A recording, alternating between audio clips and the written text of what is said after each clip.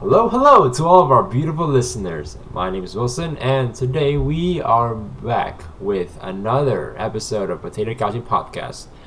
Unfortunately, Billy today isn't able to come and join us for our Oscar season, which we call it the harvest season for our series. But you know what? That's completely fine because he is actually on his way on a holiday now with his beloved significant other. Well, it doesn't mean that I will be here spewing out all of my jealousy and frustrations of delivering this podcast all by myself, but it's completely fine because it is an Oscar season, and I have pampered myself with a bunch of pretty interesting Oscar nominations or contenders. So let's get into it. First movie I would like to say is The Menu.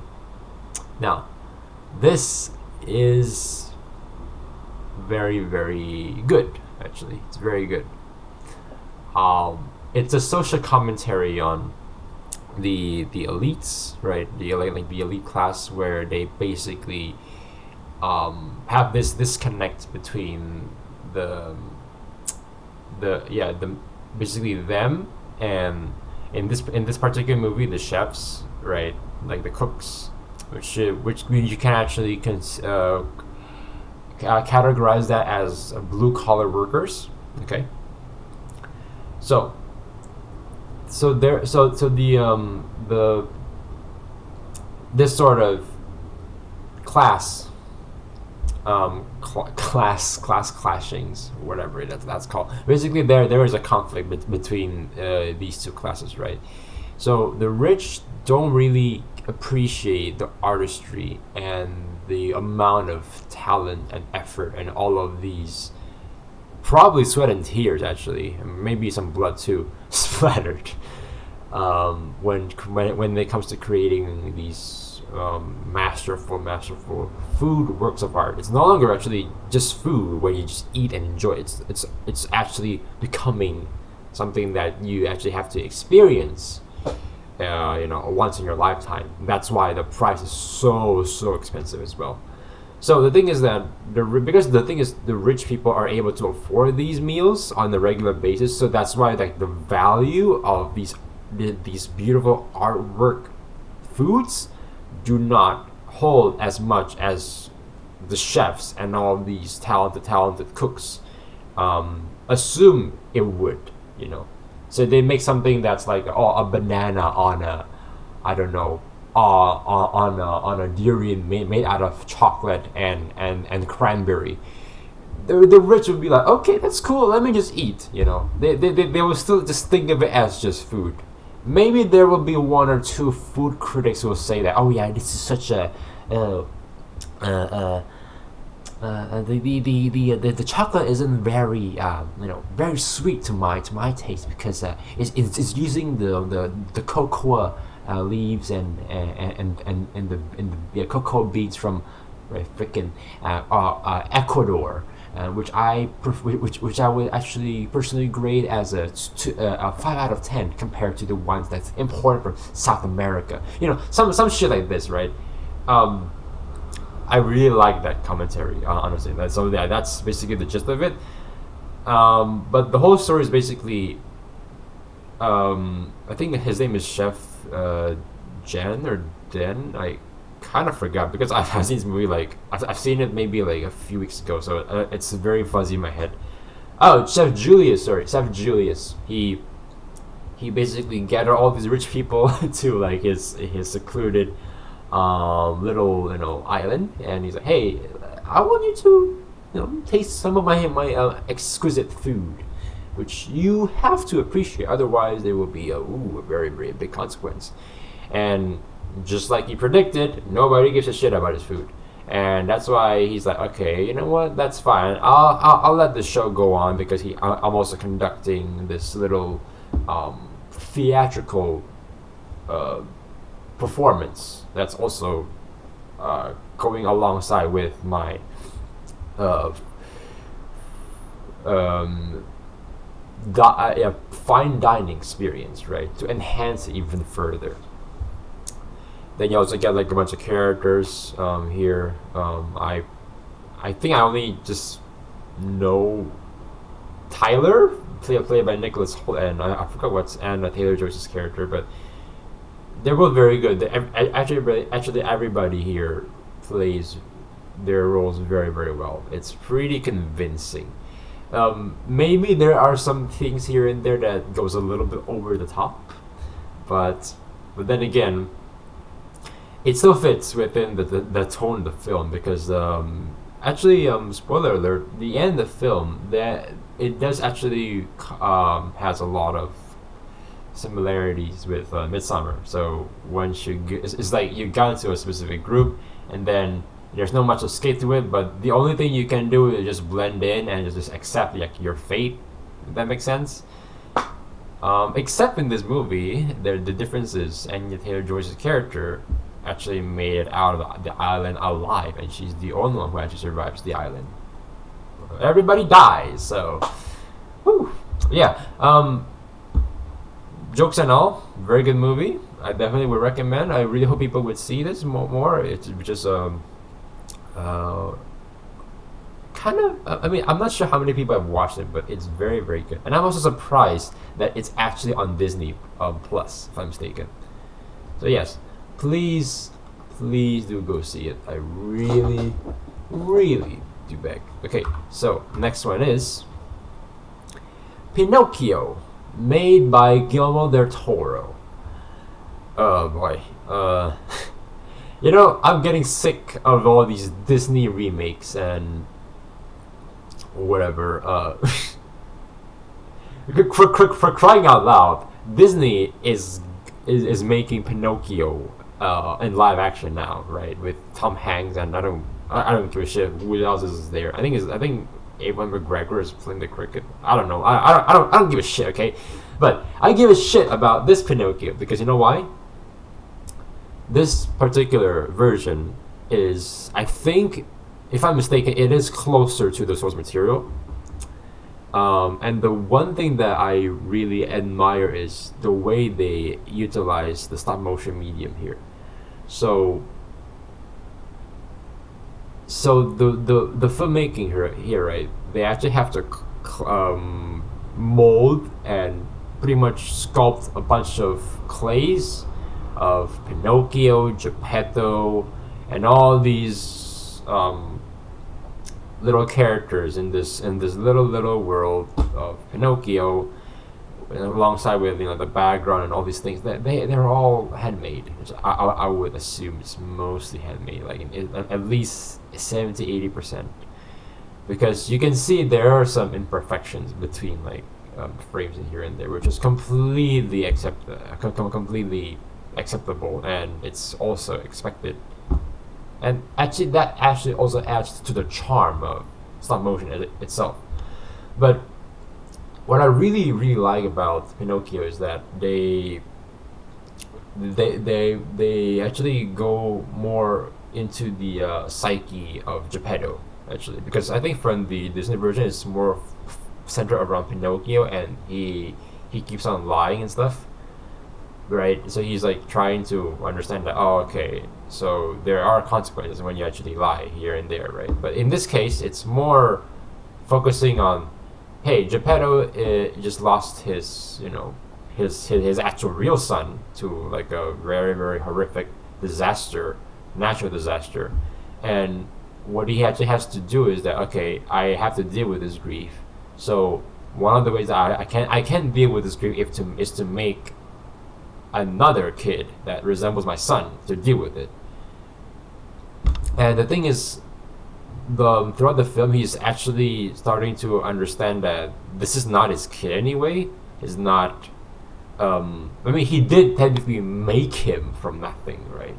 I mean, basically, it's just from a bunch of words and a bit of magic. But beyond that, he learns to accept that this boy isn't the kid that I expect from my own ideals, if that makes sense. So at the end of the film, he just like, okay, you are Pinocchio, you are my son, and that is just, it's just beautiful. It's just basically a dad's like, okay, you're not perfect, but hey, you're still my son at the end of the day. That's such a beautiful, beautiful message. Actually, this is a much better film, if you are a dad. Actually, if you are a dad who maybe is having difficulty connecting with your son or your daughters, I will actually really recommend this film because it really tackles this particular topic very, very well. And also alongside Guillermo del Toro's very gothic, that kind of little bit of that horror creepy aspect to it. And I like that most of the films that he did is mostly not pristine and clean and sanitized. It looks dirty and muddy, and you just you feel that you have touched these objects before because of how rustic and just it's not very eye pleasing, if that makes sense. That's the beauty of the film, as well, and also a lot of his other works like Snowpiercer. No, it's not Snowpiercer. That's another dude. Crimson Peak. I think that he also made. What has he made? Oh, yeah, Hellboy! I love that series. I freaking love it, especially the second movie. It's one of my favorite superhero movies. I'm not joking with you. You have to go see it. It's like pre 0.5 Guardians of the Galaxy, that kind of thing. So I'm pretty sure James Gunn has some inspirations drawn from that movie. I'm very, very sure. So, very good movie. Definitely would recommend to people. Next. The Banshees of Inisherin. Ah, God, this is the one that I think I start to be convinced that people who enjoys these movies are mostly elderlies. I mean, there's nothing wrong with that, okay, but I think if you are looking for a movie, just a very simple premise of, oh yeah, my friend is just a very horrible person to deal with. I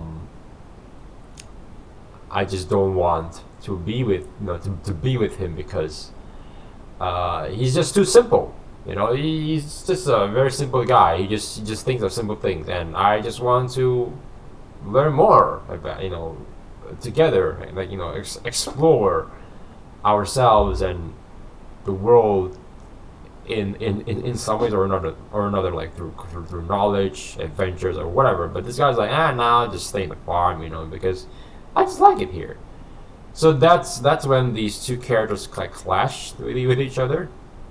The surprising thing is, I don't think that it's forced, because that is the main aspect of the film. And the thing is that the main I forgot what's his name. Oh God, let me just. I'm so sorry. I will have to look at my letterbox just for reference.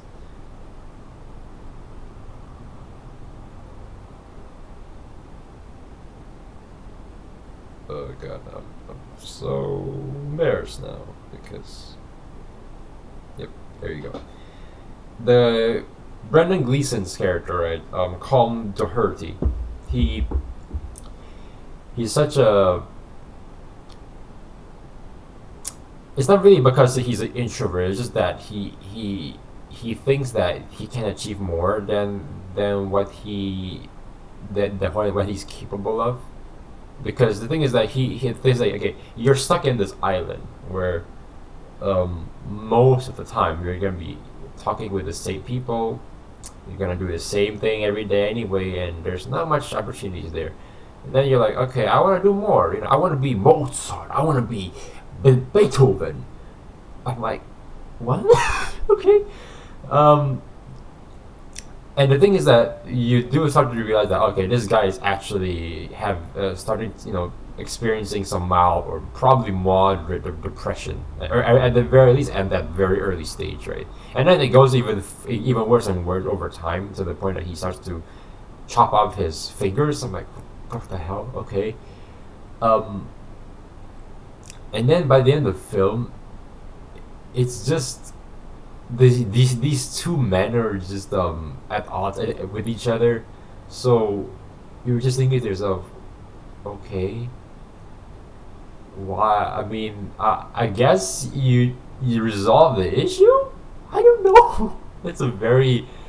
It's burning down your best friend's house is a very extreme way to say, hey, you haven't gone too far. Okay, so let me just, give you a confirmation that you have gone too far by burning your freaking house. So, okay, but anyway, I don't particularly enjoy this film myself. I think this film is shot pretty well. I wouldn't say very artistically unique, like The Menu, but it is what it is, right? It's a very, very wholesome movie. Not very wholesome, but it's a movie that's catered more towards like the demographic that's definitely not in my age range. So if you're in that age range, I hope you like it. I really hope you do. I think you can get something more out of this than me. But as a non-Anglo-Saxon potato, I can't. I don't think I can recommend this to anybody except over the age of 60 years old. So anyway, moving on. This is the one that I want to talk about since day one. Oh boy, Top Gun Maverick. Woo, woo, woo. Very, very good movie. Very, very good. Very freaking good. Well done to all the cast, crew members, VFX artists. Actually, I'm pretty sure there is. Stunt team, especially stunt team, because my God, this is the fucking movie that Hollywood needs to make more often. I'm not joking with you. And I'm not talking about oh yeah, Hollywood should just prioritize more on practical effects and CGI. Well, the thing is, it doesn't matter what, because at the end of the day, these are just mediums, right? These are just more like tools that you can utilize and make the best out of it. So what I really mean is, I wish Hollywood just want to make just very straightforward movies about with simple conflicts. So in this movie, right, the fucking movie is just Tom Cruise and a bunch of his students just trying to take down this this enemy. I mean, it's also very vague, just like in the first movie, but at the very least, this one is clear that, okay, this enemy has a very dangerous device that's hidden underneath a bunker in a specific secured area where you have to act very, very fast to disable it. And we also have to do it very, very precisely with proper coordination, right? I'm not sure if that's making any sense. But anyway, yeah. So the gist of it is, we need to attack the enemy's base as quick and as discreet as possible. It's a very simple plot. Okay, so the thing is, the whole film, what it ended up doing is, they also focus as well with the what's his name again? Rooster? Yeah, Rooster and actually it is mostly from Rooster and between Rooster and Maverick himself, because Rooster was the son of Goose from the first movie, which was a pretty forgettable character in my opinion. But Rooster, I really like Rooster played by Miles Teller, because he's like, why is Maverick assigning me to sorry, why is Maverick assigning me to do a particular task when I'm not really ready for? And then the whole film, Maverick is just not comfortable telling him the reason why, because Rooster's dad, passed away, so he kind of feels Maverick was very guilty of that. So he just decides to like recruit Rooster into a task that he definitely do not sign up for. Then that's basically the main conflict of the movie. I mean, the part of it, besides the taking down the enemy part with a bunch of fighter jets. Yeah. Oh boy. Oh, you also have to anticipate very, very amazing special effects. And I'm not talking about CGI special effects, because they actually flew these fucking jets on the air for real, my friend. Oh my god. You okay, if you haven't seen this movie in cinemas, you really have to see it. It's such a beautiful, beautiful, amazing piece of cinema that everybody has to see. I'm not kidding you. Anybody, even kids as well. I'm pretty sure they will get something out of this, especially with the action scenes. Oh my god. Okay, that's all I'm gonna say. I don't want to spoil it about too much, but very good movie. This is this is very, very a bit of a downer. Okay, very dour actually. The Whale is directed by Darren Aronofsky, who's also one of my favorite directors, actually, in case you didn't know about that. I really like his films, like his debut, Pi, which actually got I'm actually very happy with this. Pi recently got a re-release on like limited screens across America. I'm not sure which particular areas are they screening Pi again, but they're doing that on their A24's label, which I'm very, very happy. Unfortunately, I would not be able to see it because I don't live in America, but it's fine. I also really enjoyed Requiem for a Dream, a very amazing movie that's dealing with the repercussions of being addicted to different substances like drugs, alcohol, even legal drugs, actually, right? Maybe sex is to an extent, right? So, he's very he's a quite a controversial director. Maybe not as much as Lars von Trier, but he's definitely around that particular circle, you know. But hey, The Whale is a very, very good film because this one in particular tackles of the inner psyche of this particular guy. His name is, I think his name is, oh god, let me think. I don't remember. I don't remember people's names that easily. I'm very sorry. Yeah, I think his name is, yes, Charlie. Yeah, Charlie. There you go. Charlie played by Brendan Fraser. He's a very lonely, well, not very lonely, but he gathers so much weight and fat to his body to the point that he's not able to do anything besides eat and teach English classes online for a college, and just go to the bathroom. Like that's it. That's all he can do. He cannot even get out of his apartment,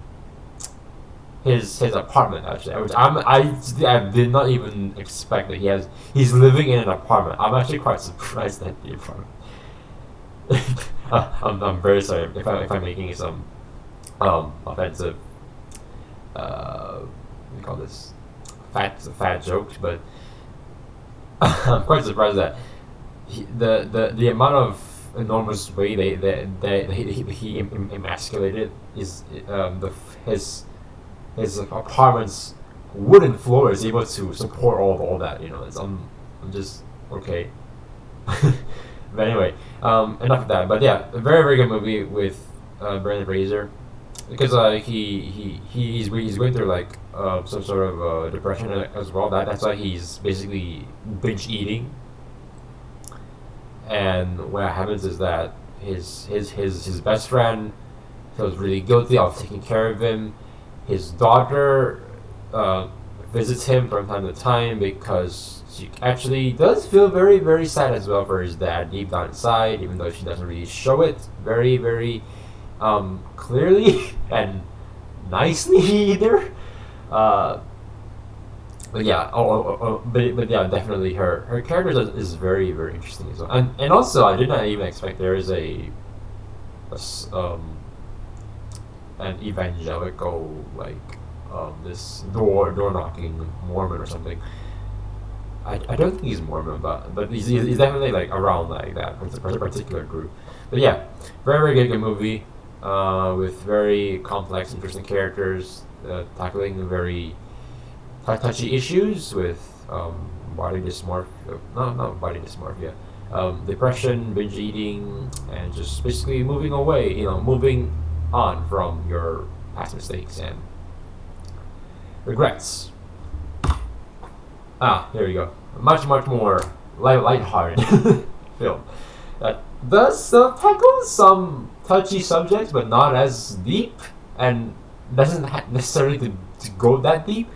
The Fabelmans. The Fabelmans is directed by one of the all-time favorite, amazing, supposedly one of the most influential filmmakers of all time, Steven Spielberg. Okay, so the Fabelman is really just more like a semi-documentary. I think most people already know about this semi-documentary of Steven Spielberg growing up, loving films. Because I think from what I've gathered from this film, like he really has a passion for, making films. Just basically, when he was a kid, he has a bunch of toys, and then he's thinking, okay, I want to make a movie out of my toys, and he basically got the idea watching a bunch of spaghetti westerns and a bunch of these little black and white films that his mom and pops brings him to the cinema. And I'm also quite surprised that he also does acknowledge that I think his parents also went through like some sort of divorce as well at that time, so that's why Paul Dano's character and Michelle Williams' character is going through that in this film, especially later on in the in the movie. Spoiler alert, but it's also kind of expected anyway. But it's not really. I'm very glad that it's not the main focus, because what it is really at the end of the day is just that, hey, Steven Spielberg just really loves films, and he just wanted to show to the world that this is how he got started. He started with a bunch of toys. Then he moved on to bigger projects with his high school friends, his relatives, his family coming in and like participating in this film, and then he's like, okay, guys, thank you for all your work. I'm gonna edit all this shit together, and I'm gonna screen it in like 2 or 3 days, and you all gonna love it. And everybody in like everybody who's watching this film like just loves his artistry and his craft. It's just, mwah. And also the film itself, very beautifully shot, very beautifully acted. Paul Dano, actually, I would say, is more of a stand-up. I actually really wish that he gets more roles like this, wherever he plays he plays an average like guy. But I think what makes him very interesting is that he has a very distinct way of expressing himself as a human being compared to a lot of like actors from different movies that I've seen portraying a similar character. So yeah, definitely very very good. Would definitely recommend to everybody, actually, even to kids, to some extent. Well, yeah, to some extent. Now, another World War II propaganda. No, sorry, World War One, but it's still a war propaganda at the end of the day. And the reason why I say it's a propaganda is because I think I got to the point where I get really sick of people depicting war as a very negative connotation. It is very bad, yes. We all know that people die from wars. It's very it's very normal, okay. But I think the issue I have with a lot of movies is that they have a thought about, okay, let's make a war movie where, let's say, we are the Americans. Okay, so the American goes to Germany and infiltrate the German base and fight against the Germans and just basically kill a bunch of Nazis. and they save the day. So basically, they portray themselves as the good guys, that kind of thing. In the simpleton fashion, or they can go a little bit more complex, where they just focus on one or two characters, and just basically, hey, we're gonna give you the focal point of the whole film, and and basically you're just gonna drive us through the whole journey. You being sad of losing your friends and families during the war, losing the new comrades that you have made during your time serving in the battlefield, blah blah blah, your PTSD, blah blah blah, right? Maybe you might grow some fungus in your foot at some point. All these negative aspects that's being highlighted a lot throughout war. I think it becomes a problem because you are not really acknowledging the other stuff that also happens, right, during war. Actually, I can give you a very good example. There's this movie called I think it's called Life is Beautiful. So the thing is, I really like the way they approach war in this movie, because the first half is just that this very ordinary, or I think an ordinary Jewish family. They're just having like a good time of their day.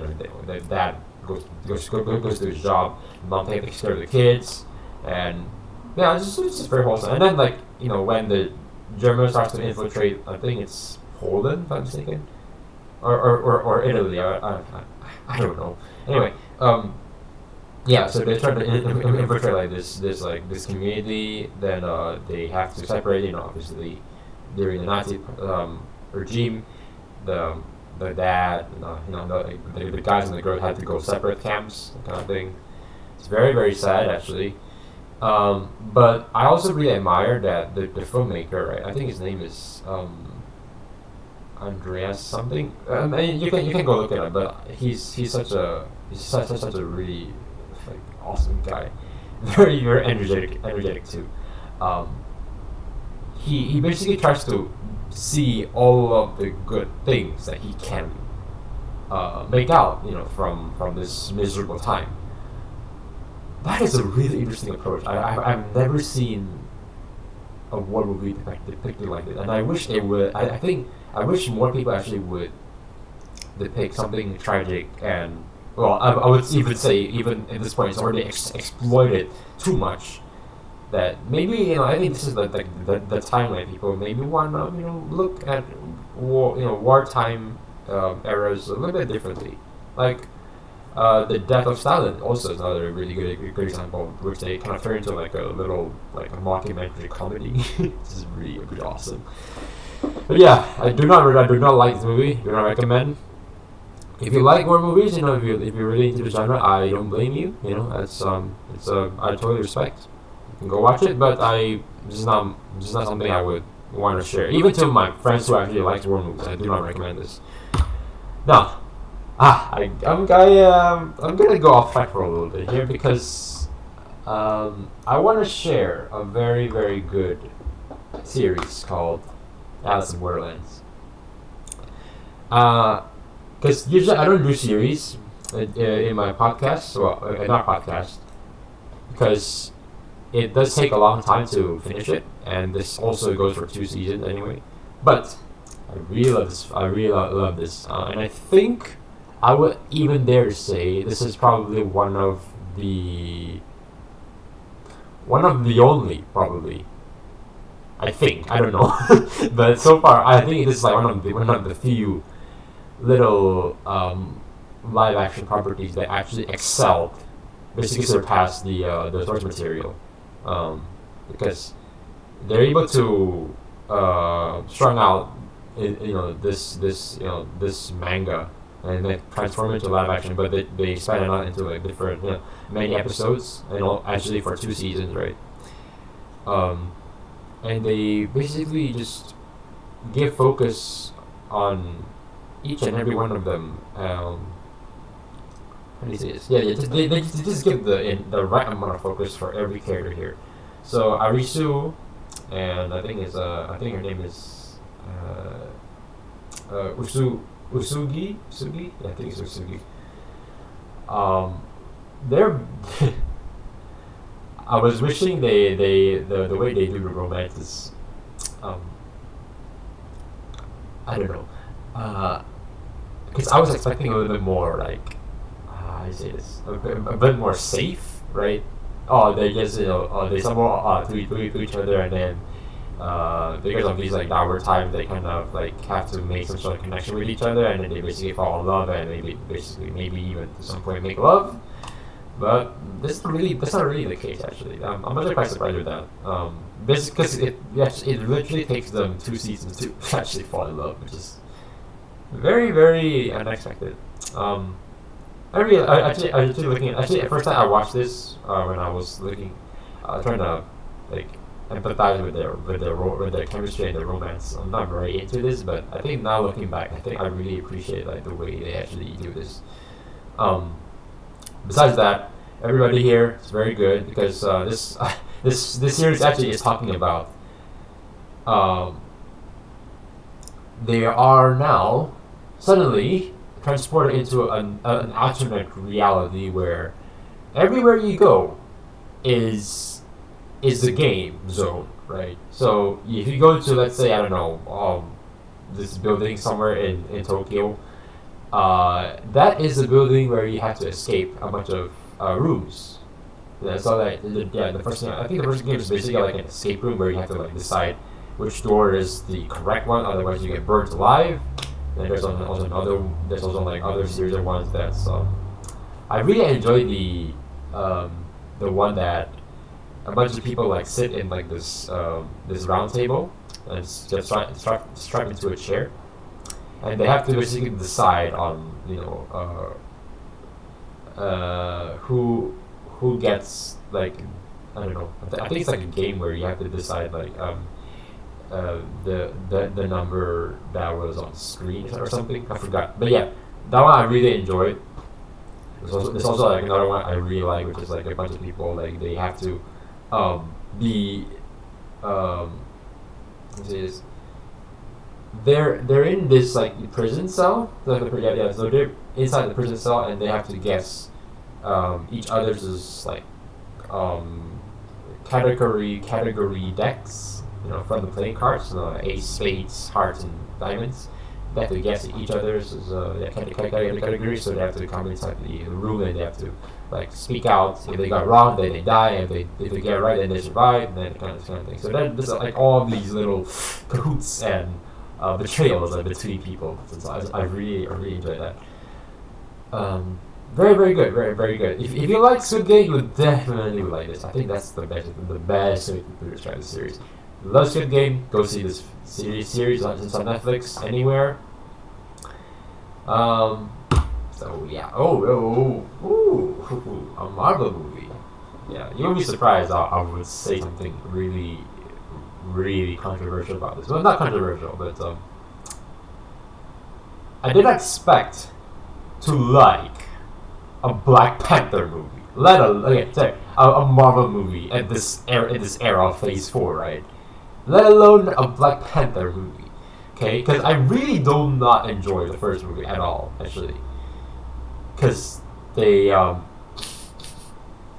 my god, Black Panther is such a one-note guy in this film, but I for some reason, whenever he's not the main character, or basically in this film he's technically not around, T'Challa, who's played by Chadwick Boseman, rest in peace. When he's not in this solo film, I don't know why. The movie just basically makes him to this much more interesting guy. I think it's also very similar with Doctor Strange as well. He works better as a side character than the main protagonist. But hey, Ryan Coogler and the cast, crew, everybody involved in this film, fucking great job. Because I would actually consider this as maybe my top 5 Marvel films so far. I'm not joking, because you did all the things that people really expect you to do. You know, exploit Chadwick Boseman's death, make everybody into a well-known character, give a kind of one-dimensional villain that wants to take over the world, like whatever. Um, and also to some point just basically having it sorry not having it just half-assing the special effects and all the action scenes. Maybe the last one a little bit, but not to the extent where I get really annoyed like the first one, because this film is just I'm fucking surprised. I'm fucking surprised that it's good. It's actually good because they're able to focus on Shuri's character most of the time. She's actually the main character of this film, and it's just her journey to accept that my brother's dead. I want to save him, but I cannot. Right. So what I actually ended up having to do is just that, okay, I just have to deal with this and just move on with life, with whatever responsibilities I have to do. Especially in the film, there's tragedy after tragedy, which I did not expect at all. It's also, I mean, the thing is, it's not playing for shock value. It's actually, it makes sense within the story of it and its context, right? Because actually this movie, it tackles more with like political dynamics, surprisingly too. So if you actually are the head of the government, or at least involved with the head of the government in some way, you're basically your country, right, against another country, or in this case, like nation to nation. Well, it's more like tribe, but anyway, yeah, you got my point. Tribes and tribe, when they got into conflict, they have to just tell each other that, hey, we are corrupted, okay, but we do not let our citizens, okay, our own people, to get as corrupted as us, or probably even more corrupted, because this system that we're in is already messed up from the get-go, okay, with all these little traditions and all these little rules and regulations that we need to abide and conform in some way or another. It's really hard to be a leader. Like from what I've seen in this movie, it's very difficult to be a nation's leader, and I really admire Shuri's whole journey through this, throughout all this. So, well fucking done, Marvel. Seriously, well fucking done. Everybody is bringing their A game. Even freaking Winston, what's his name, the guy from Us, and also from the first movie, because he was playing M'Baku. Yeah, that guy. Even he also he has a kind of small role here, which I'm completely fine with. Even he's also quite, he's used sparingly, and he's not like the butt of the joke, if that makes sense. Because he kind of is that in the first Black Panther, especially in the second half. So I was like, why? Like, come on, man. But yeah, very good. And also, I would love to see Angela Bassett to get an Oscar nomination with this movie, but I'm pretty sure she does not have that.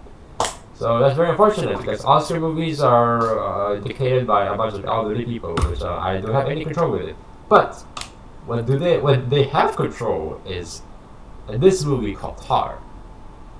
Now, I wanted to tell you guys that I really love Whiplash. Okay, I really love Whiplash down to my heart. I can relate to Miles Teller's character a lot, because I was in a position where I basically want to excel in this particular subject back in school, but I cannot, right? With everything I got, and that's because my teacher isn't really teaching me a proper study method, or a specific method of learning that can help me to learn more effectively. That's the issue. So yeah, what ended up happening is that, so at the end of the day, yeah, I basically just flunked all of my tests for that particular subject.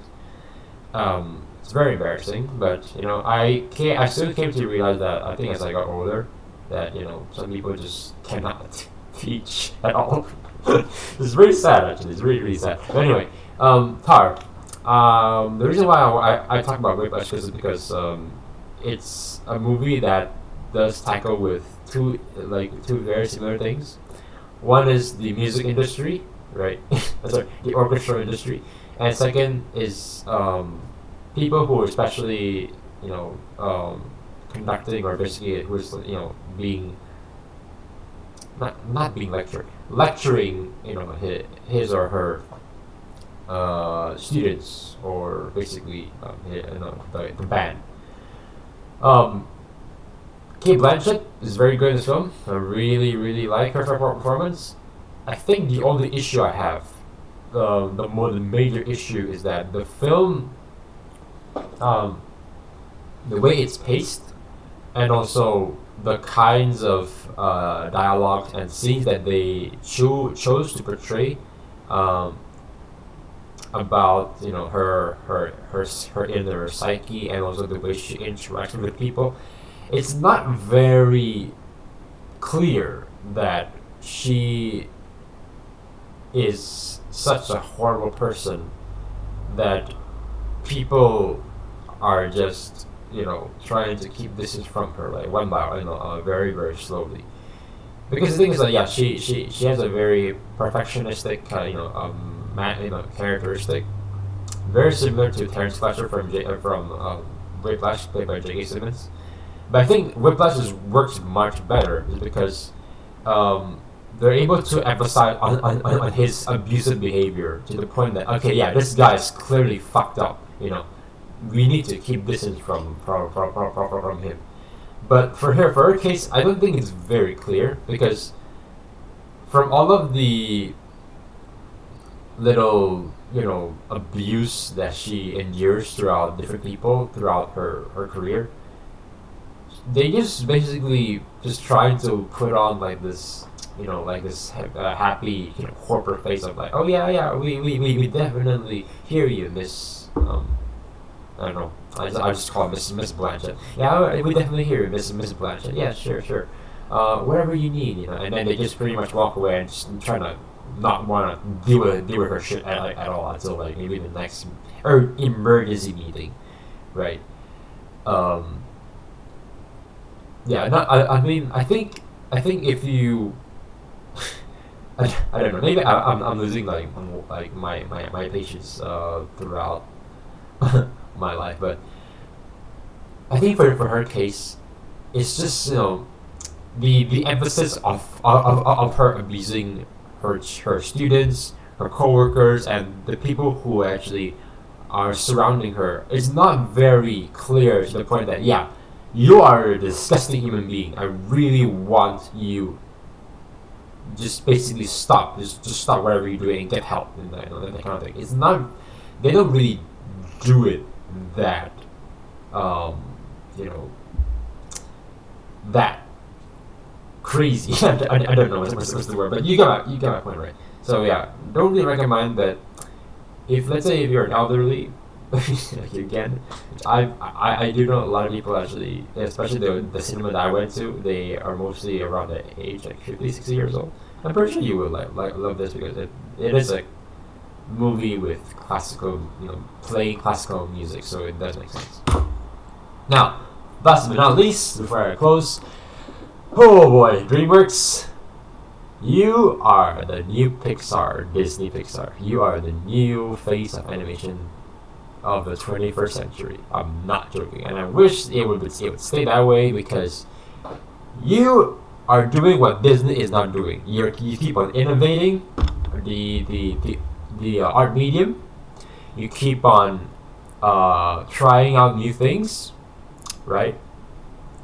And last but not least, you just make a good movie. You just make good movies. That's just, it's a fact, okay? It's a fact. You see all of the Kung Fu Panda movies, none of them suck, okay? None of the Kung Fu Panda movies suck.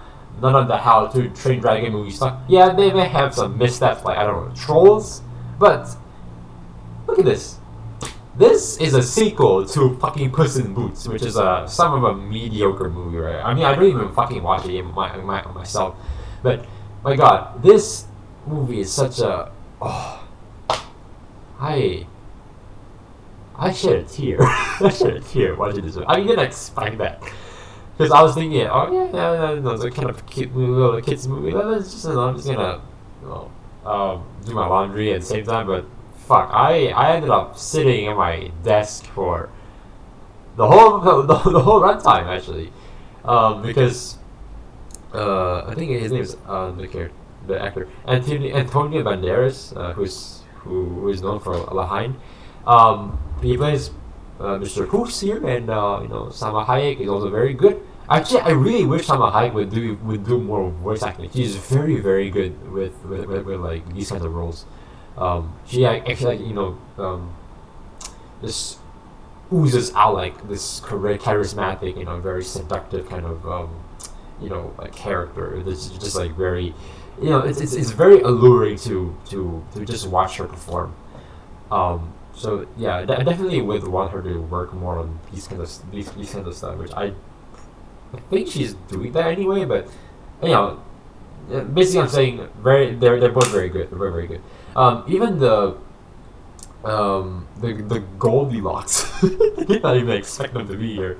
The Goldilocks family, they have an arc. I didn't fucking expect. Like, wow, okay.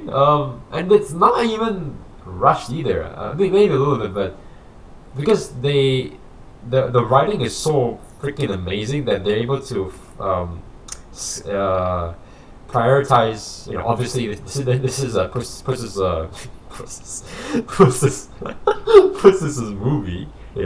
First and foremost. So they obviously have to emphasize more on his like fear of like death, because he lost almost all of his 9 lives, and he's down to 1 now. And death is coming. Then he's basically trying to fight against that. And then basically the whole journey is just them accepting that, hey, Puss is accepting that fear isn't the way you cope with mortality, but it's true, you make the best out of it. Same thing with the Goldilocks family. You make the best out of it, because this is your family at the end of the day. Yes, they're bears, but doesn't even fucking matter, because they take care of you, they love you for who you are, and that's a fucking good message for the little children, because that's something the kid actually has to understand, especially when they start growing up, and also parents too. They have to accept that this is their kids, and obviously you obviously want to train them to be a very good human being, right? That's like your job. But I think from both sides of the spectrums, people like parents and children can definitely learn a lot from these. I think my only gripe with this movie is the main villain is the Jack the Ripper, not Jack the Ripper, Jack the guy who sucks his thumb on after putting it into a pie. Yeah, that one. I forgot what's his name. I mean, I'm not very familiar with Western folk tales, but yes, I think I wish he is a straight up villain. There's nothing wrong with that. It's just that I kind of wish he would do more, way more damage to Puss and his group of bandits.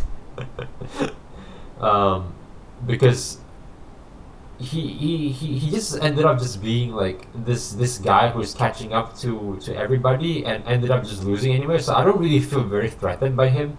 I mean, yeah, I feel threatened by death, because technically death, the sexy wolf. Oh god, Zootopia. Anyway, sexy wolf guy. Whenever he comes into the frame, I actually get chilled, because you can tell that he can stop Puss anytime he wants, but he just chooses not to do it, because he prefers Puss to suffer from fear and anxiety throughout the journey. He doesn't give a shit, right? As long as Puss is being afraid of death, that's all he needs. And that's just yeah, obviously, I do fear for, Puss's life, but yeah, that's just like, oh god. Yeah, I really wish, like, this other villain gets even more, like, more threats to, like, our main protagonist, but it is what it is. Very good movie at the end of the day, though. Definitely would recommend. Pixar knocked it out. Sorry, DreamWorks knocked it out of the water, and I actually cannot wait for Shrek 5. I'm not kidding you. Not because it's not really about the memes, but it's actually that I really and genuinely love the Shrek franchise. I'm not kidding with you. It's mostly good films. So I think that's a wrap up. So if you want to listen to any of our previous episodes, you can find us on Podbean, Spotify, Apple Music, Google Podcasts, and if you want to follow us on social media, you can do that. Let's see, Facebook, Instagram, Twitter. Hey, if you also want to check us on TikTok, please do. We sometimes do post some updates there on some little thoughts that we have on certain topics, like certain movie news, for instance. So that's all for today. Thank you very much for listening and watching, and I hope you have a great day. Bye.